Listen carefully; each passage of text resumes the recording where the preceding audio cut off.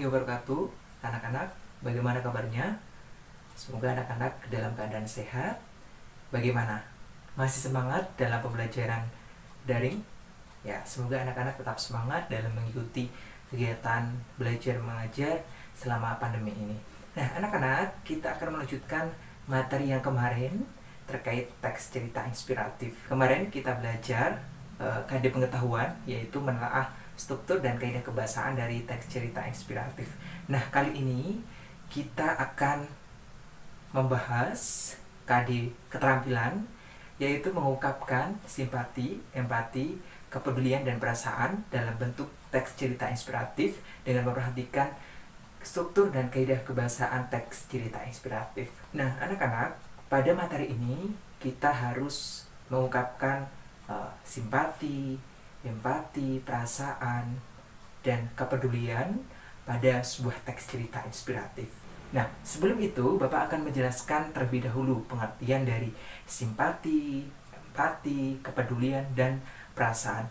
Yang pertama adalah pengertian dari simpati. Ya, simpati adalah perasaan, peduli, dan perhatian pada seseorang yang lebih besar bersama dengan keterlibatan pribadi yang lebih mendalam. Nah, itu adalah pengertian dari simpati. Selanjutnya yaitu pengertian dari empati. Apa sih empati itu? Empati adalah saat kita menempatkan diri pada posisi orang tersebut dan berbagi kesedihan bersama. Nah, itu adalah pengertian dari empati. Nah, selanjutnya yaitu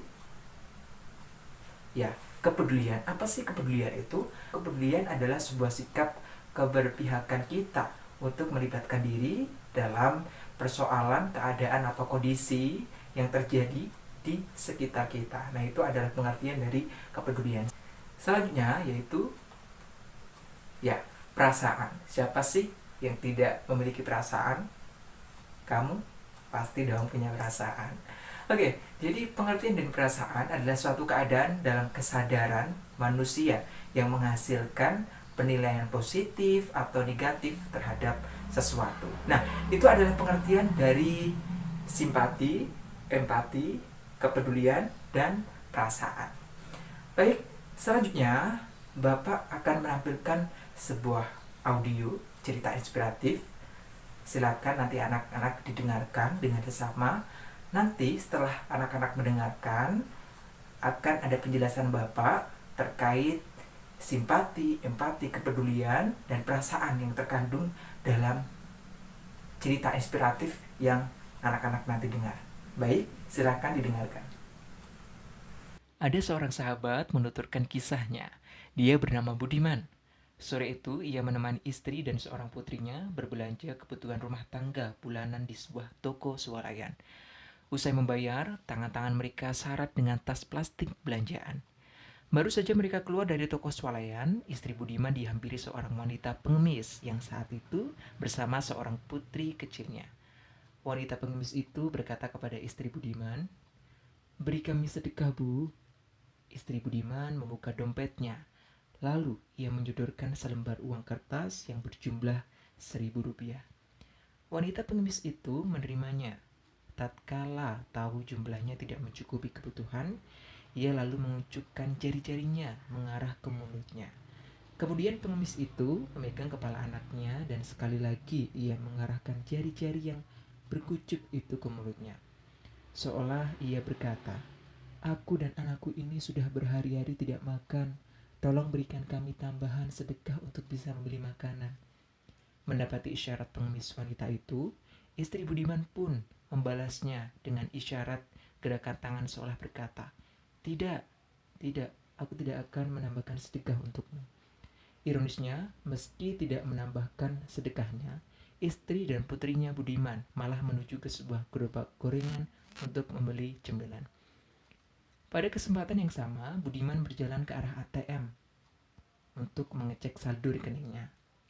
Saat itu, memang tanggal gajian. Budiman ingin mengecek saldo rekening dia. Di depan ATM, ia masukkan kartu ke dalam mesin. Ia tekan langsung tombol informasi saldo. Sesaat kemudian muncul beberapa digit angka yang membuat Budiman menyunggingkan senyuman kecil dari mulutnya. Ya, uang gajiannya sudah masuk ke dalam rekening.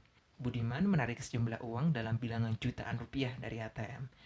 Pecahan ratusan ribu berwarna merah kini sudah menyesaki dompetnya. Lalu ada satu lembar uang berwarna merah juga.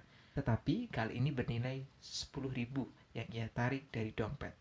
Uang itu kemudian ia lipat kecil untuk diberikan kepada wanita pengemis yang tadi meminta tambahan sedekah. Saat sang wanita pengemis melihat nilai yang diterima, betapa girangnya ia pun berucap syukur kepada Allah dan berterima kasih kepada Budiman dengan kalimat-kalimat penuh kesungguhan. Alhamdulillah, Alhamdulillah, Alhamdulillah, terima kasih Tuhan. Semoga Allah memberikan rezeki berlimpah untuk Tuhan dan keluarga. Semoga Allah memberikan kebahagiaan lahir dan batin untuk Tuhan dan keluarga. Diberikan karunia keluarga yang sakinah, mawadah dan warahmah, rumah tangga yang harmonis, dan anak-anak yang soleh dan soleha. Semoga Tuhan dan keluarga juga diberikan kedudukan yang terhormat kelak nanti di surga. Nah, bagaimana? Sudah didengarkan? Nah, itu adalah cerita inspiratif yang anak-anak dengarkan yang berjudul Kedermewanan. Jadi, langsung saja Bapak jelaskan terkait simpati, empati, perasaan, dan kepedulian yang terdapat pada cerita inspiratif yang berjudul Kedermewanan. Yang pertama adalah simpati.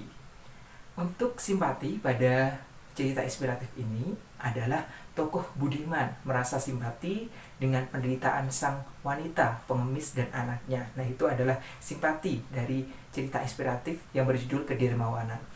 Yang selanjutnya yaitu ada empati. Empati yang terkandung dalam cerita inspiratif Kedermawanan adalah tokoh Budiman merasa tergugah perasaannya karena uang 10.000 yang dia berikan ternyata berdampak besar bagi orang lain, walaupun uang itu sangat kecil baginya. Nah, itu adalah empati dari cerita inspiratif Kedermawanan. Selanjutnya yaitu ada kepedulian. Nah, untuk kepedulian dari cerita inspiratif ini yaitu tokoh Budiman merasa peduli dengan sang wanita pengemis dan anaknya yang belum makan berhari-hari. Nah, itu adalah kepedulian dari cerita inspiratif Kedermawanan. Nah, selanjutnya adalah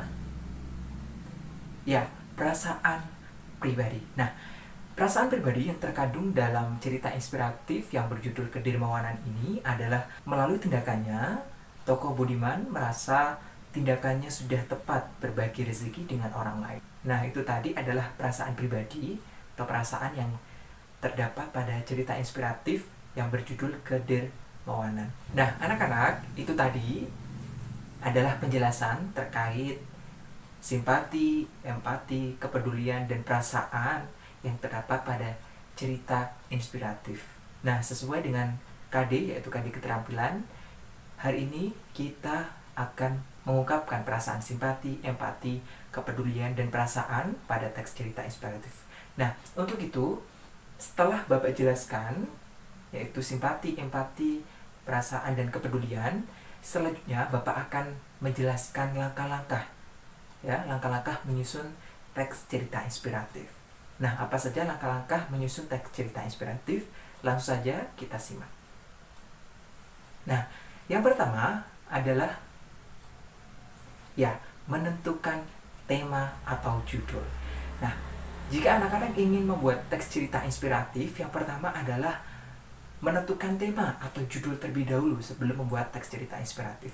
Nah, untuk menentukan tema atau judul, jika ingin menulis sebuah kisah inspiratif tentang kepedulian, maka hanya itu saja yang anak-anak explore, jangan sampai merambah ke tema-tema yang lain. Nah, itu akan merusak tema dari cerita inspiratif. Yang selanjutnya yaitu membuat kerangka. Nah, untuk membuat kerangka pada saat menyusun teks cerita inspiratif, semisal pembukaan menceritakan tentang diri sendiri, kemudian menceritakan awal kisah konflik, penyelesaian masalah, sampai ada hikmah yang bisa dipetik. Nah, kerangka isi ini akan membantu tulisan Anda agar tidak melebar kemana-mana. Nah, itu adalah langkah yang kedua. Langkah yang ketiga yaitu membuat paragraf pertama lebih menarik. Nah, ketika anak-anak ingin membuat teks cerita inspiratif, langkah yang ketiga yaitu membuat paragraf pertama diusahakan lebih menarik. Nah, pembukaan pada awal paragraf harus menarik agar pembaca menjadi lebih tertarik dan penasaran ingin melanjutkan membaca ceritanya. Nah, itu adalah langkah yang ketiga, yaitu membuat paragraf pertama lebih menarik. Langkah selanjutnya yaitu merevisi. Nah, setelah anak-anak membuat cerita sampai selesai, cobalah untuk diteliti lagi supaya tidak ada kata atau alur cerita yang tidak bagus di cerita inspiratif yang anak-anak buat. Nah, ini adalah langkah-langkah membuat teks cerita inspiratif. Oke? Mudah kan? Baik. Jadi, setelah ini anak-anak bisa membuat teks cerita inspiratif. Dan jangan lupa untuk memperhatikan struktur dan kaidah kebahasaan yang kemarin kita sudah membahas, ya kan? Jadi, anak-anak bisa menulis atau membuat cerita inspiratif yang lebih menarik sesuai dengan materi yang sudah kita pelajari. Baik, itu saja materi yang bisa Bapak sampaikan. Jangan lupa tetap semangat dalam menjalankan aktivitas kita dan mengikuti pembelajaran secara daring di rumah masing-masing. Terima kasih. Wassalamualaikum warahmatullahi wabarakatuh.